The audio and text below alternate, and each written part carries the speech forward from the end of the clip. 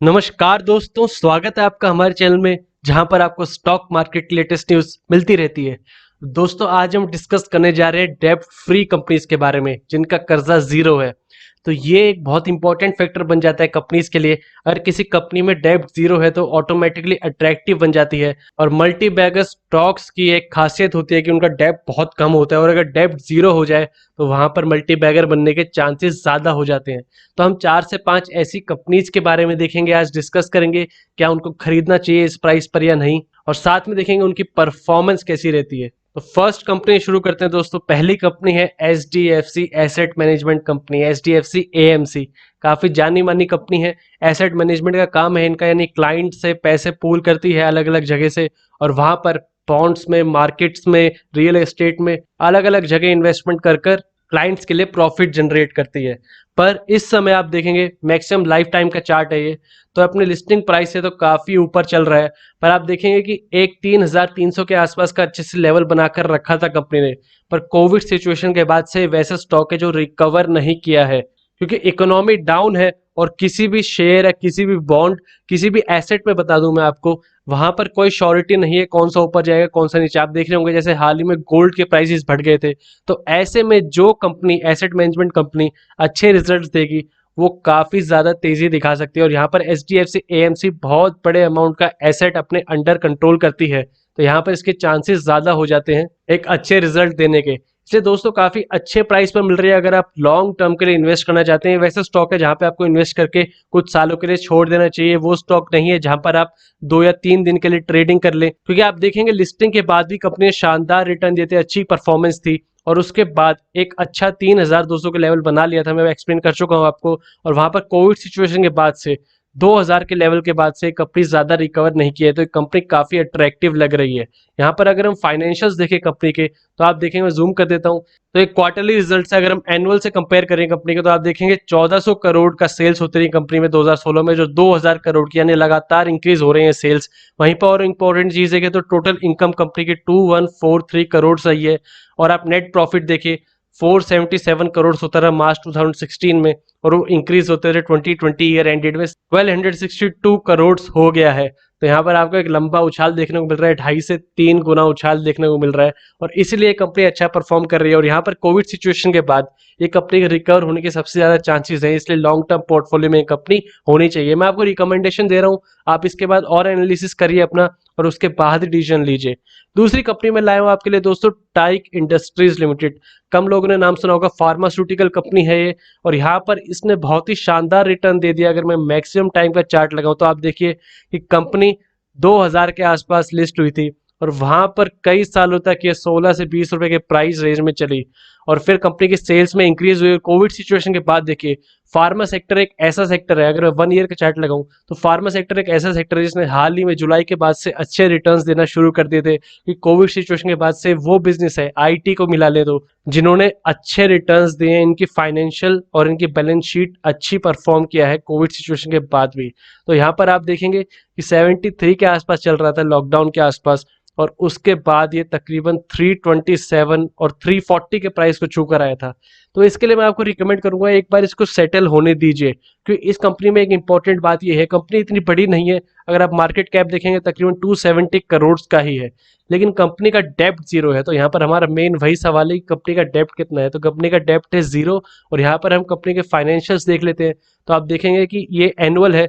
तो मार्च 2016 में 54 करोड़ के सेल्स होते रहे कंपनी के, 3 से 4 साल उसी रेंज में चले। और 2020 मार्च एंडेड में देखिए 73 करोड़ के सेल्स हुए हैं कंपनी के।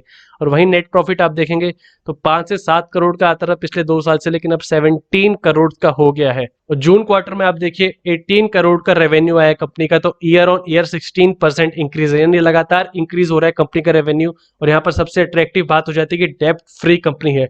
तो ये ऐसी कंपनी है दोस्तों, इस पे आप अभी एकदम इन्वेस्ट मत कीजिए, इसके प्राइस को सेटल होने दीजिए, इसको अपने रडार में रखिए। और उसके बाद कोई एक अच्छा प्राइस आता है जहां पर अच्छा सपोर्ट या रेजिस्टेंस बनता दिखता है, उसके बाद हमें स्टॉक पे कुछ मूव करना चाहिए। अगली कंपनी है दोस्तों HUL। तो ये काफी जानी मानी कंपनी है FMCG fast moving consumer goods में।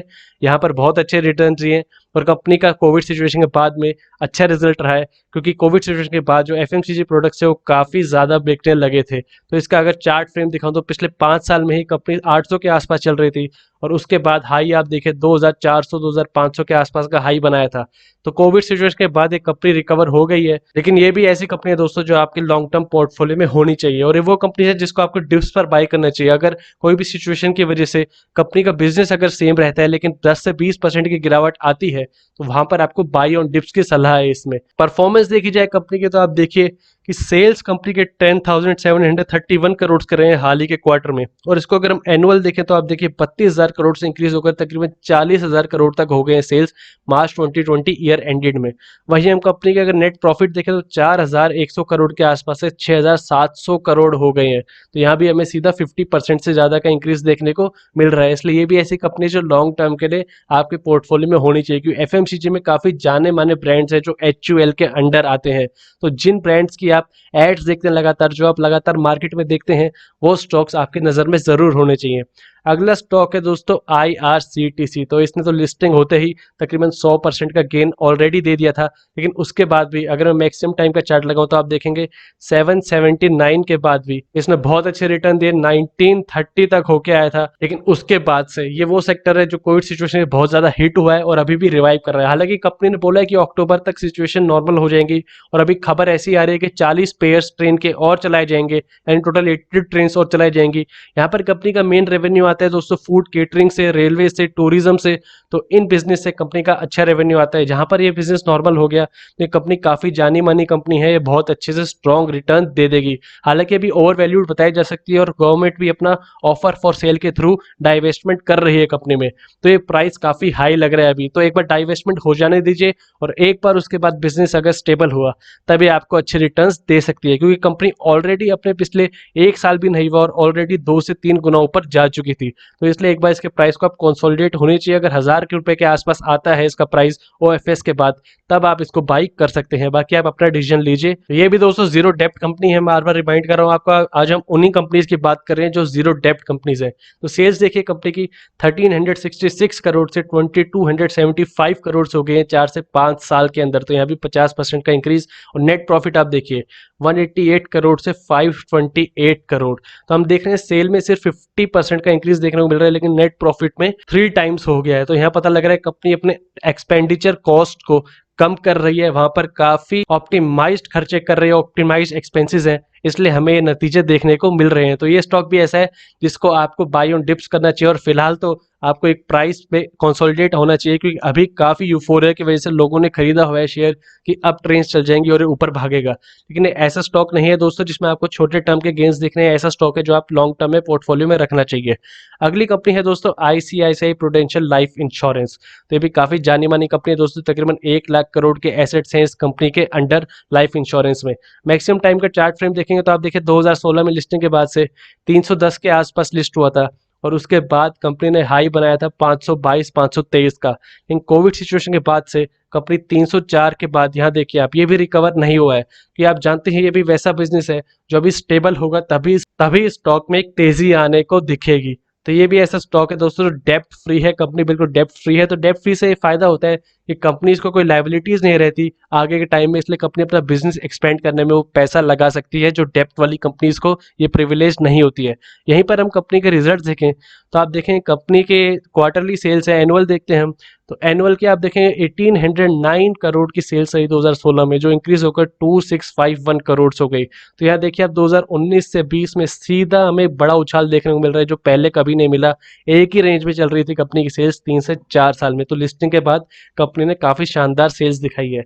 और वहीं नेट प्रॉफिट की बात करें तो आप देखिए 1650 करोड़ का प्रॉफिट था जो डाउन आ गया हाल ही में। ये देखिए आप 1066 करोड़। और यही रीजन है, अगर मैं आपको दोबारा चार्ट दिखाऊं, लिस्टिंग के बाद कंपनी ने एक बार शानदार छलांग मारने के बाद एक रेंज में चली, कंसोलिडेशन मान सकते हैं आप लंबे समय का, और उसके बाद कोविड सिचुएशन के आसपास कंपनी में उछाल आ रही थी, पर वहां पर लॉकडाउन की वजह से इसका शेयर भी नीचे चला गया था। तो ये भी ऐसा स्टॉक है दोस्तों जो आपको एक अच्छे प्राइस पर खरीदना चाहिए और उसके बाद बाई ऑन डिप्स करना चाहिए। काफी बड़ी कंपनी है, 1 लाख करोड़ के एसेट्स इसके अंडर है और वहीं पर अपनी डेब्ट फ्री भी है। तो ये थी दोस्तों 4 से 5 ऐसी डेब्ट फ्री कंपनीज जो आपके रेडार में होनी चाहिए और जिनमें से 2 से 3 कंपनीज आप लॉन्ग टर्म के लिए अपने पोर्टफोलियो में रख सकते हैं, क्योंकि पोर्टफोलियो डाइवर्सिफाइड होना चाहिए दोस्तों। बड़े बड़े इन्वेस्टर्स ने कहा है कि स्टॉक के अलावा भी कुछ होने चाहिए, कमोडिटीज और बॉन्ड्स, तो अलग अलग टाइप के पोर्टफोलियो होने चाहिए अगर आपको सक्सेसफुल इन्वेस्टर बनना है तो। और उनमें major stocks long term investment के होने चाहिए। तो इनमें से 3 से 4 ऐसी कंपनीज है जो आप आराम से लॉन्ग टर्म इन्वेस्टमेंट पर रख सकते हैं। और कोविड सिचुएशन में काफी अच्छे स्टॉक्स डाउन आ गए हैं, तो वहां पर एक अच्छे प्राइस पर मिल रहे हैं, इसलिए ये स्टॉक्स आपकी नजर में रहने चाहिए। तो ये थी दोस्तों स्टॉक मार्केट की लेटेस्ट अपडेट। वीडियो पसंद आए तो लाइक कीजिए और ऐसी और वीडियोस के लिए हमारे चैनल को सब्सक्राइब कीजिए।